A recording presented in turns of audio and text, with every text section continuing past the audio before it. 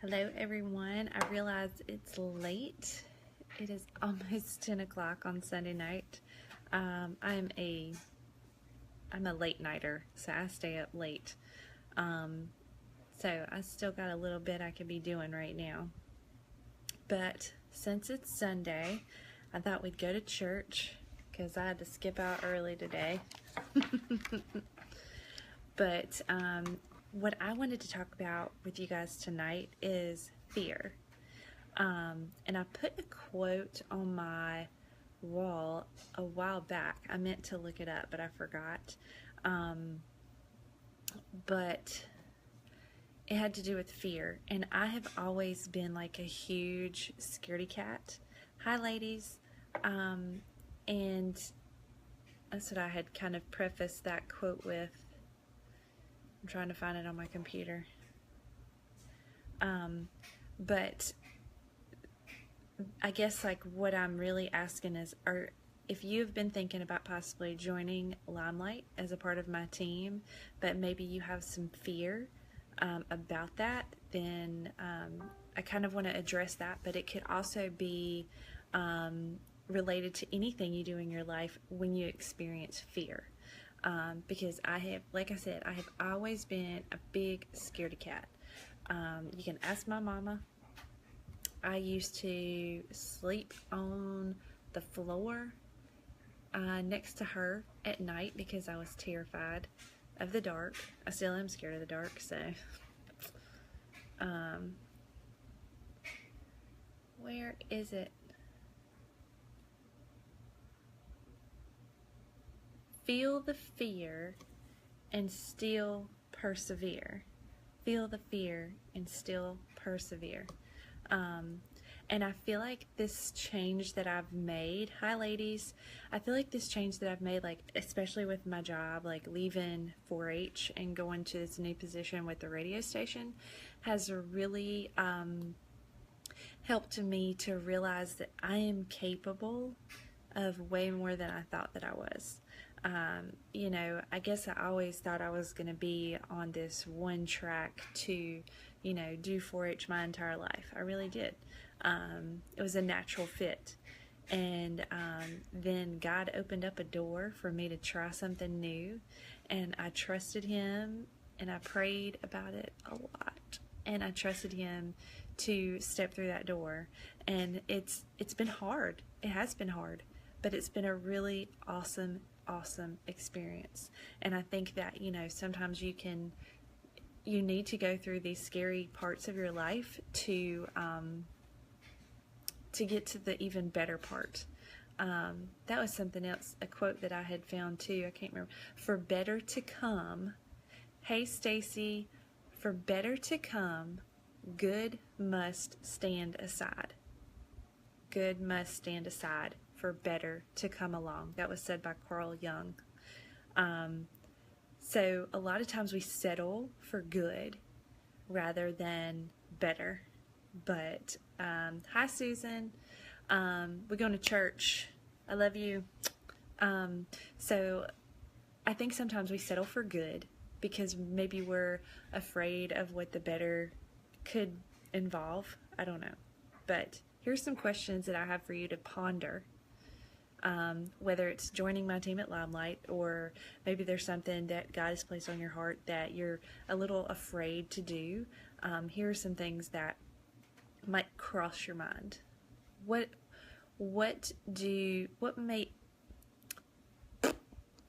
might others think about me? What would they think about me? That definitely crossed my mind when I decided to join LimeLight, because I thought, people are going to be annoyed with me because I'm going to be on here talking about makeup. You know, what if people unfriend me? What if nobody wants to be around me because I'm trying to sell them something, or they think I'm trying to sell them something? You know, so that a lot of times that goes through people's mind. Another question that you may have is, what if I fail? What if I fail? You know, and I think about that a lot with my job at the radio station. Like, what if I fail at this job? This is something I have absolutely no training in, no formal training in. And so that goes through my mind a lot. what if I fail? And I should remember, because I preach this so much in 4-H, is that we learn so much through failure.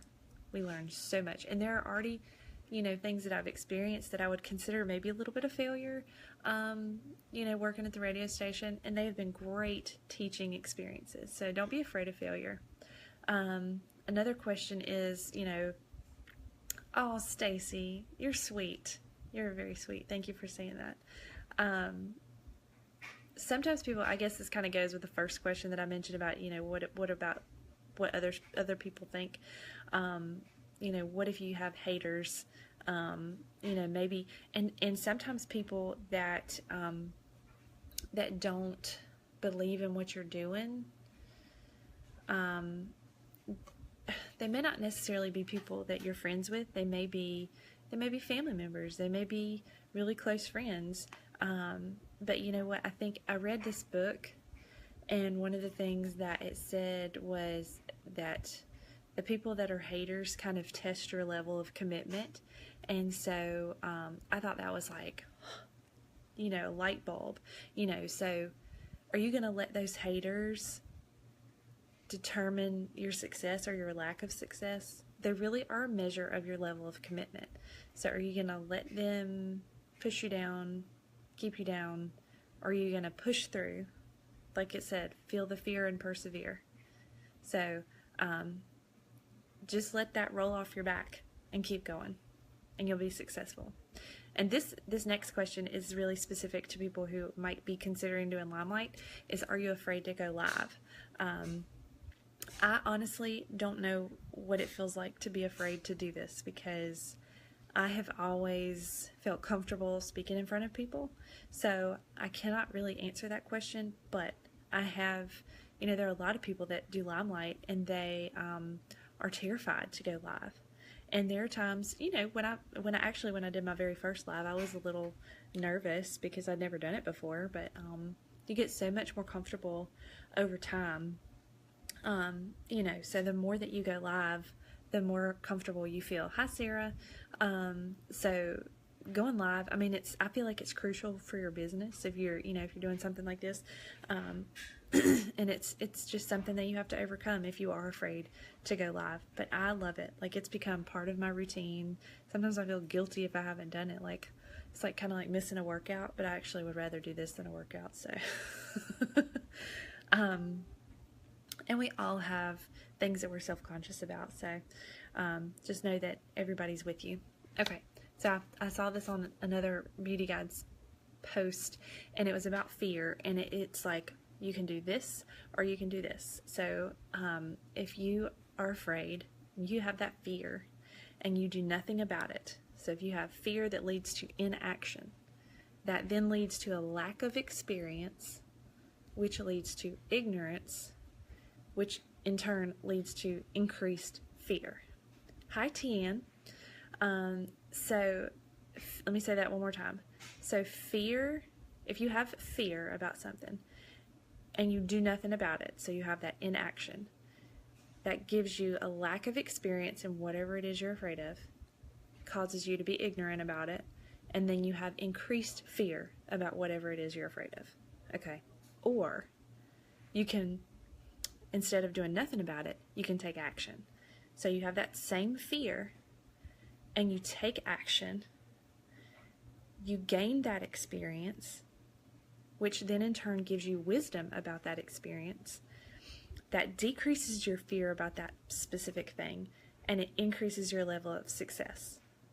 So fear that's turned into action creates experience and wisdom, in turn decreasing your fear about that and increasing your success. So I personally would prefer the second option. So don't let fear win, okay? That's like the worst thing you can do, is let fear win, okay? Okay, couple more things.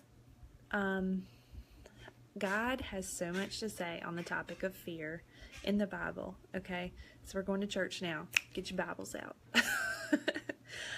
If you're familiar with Joshua in the Old Testament, Joshua had to go into lots of battles and conquer lots of cities. And could you imagine if God told you that was your job? You're going to have to go in and you're going to have to conquer all these cities. I mean, you got to do a lot of fighting, okay? So this is what God says to Joshua. Have I not commanded you? Be strong and courageous. Do not be afraid. Do not be discouraged, for the Lord your God will be with you wherever you go. If you're in fear, you're not in faith. Very good, Melinda. Yes. And I think sometimes, whenever we're having this fear, anxiety about things, if we just turn away from that fear and turn towards God and pray about it, you'll have a totally different perspective on whatever it is that you're having that fear and that anxiety about. So turn away from the fear towards God and say a little prayer about it, and He's going to help you through it. I promise. I promise. There's a reason that we go through certain things. We can't see it right now, but when we get on the other side of that, things are so much better than we could have imagined. So that was Joshua 1:9. Have I not commanded you? Be strong and courageous. Do not be afraid. Do not be discouraged. For the Lord your God will be with you wherever you go. And there are so many times in the book of Joshua that God tells him, do not be afraid.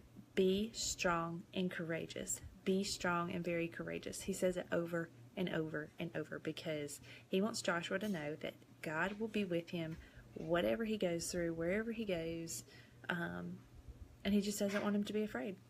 He wants him to have confidence in having God on his side. So another Bible verse that I found was 1 Peter chapter 1 verse 7.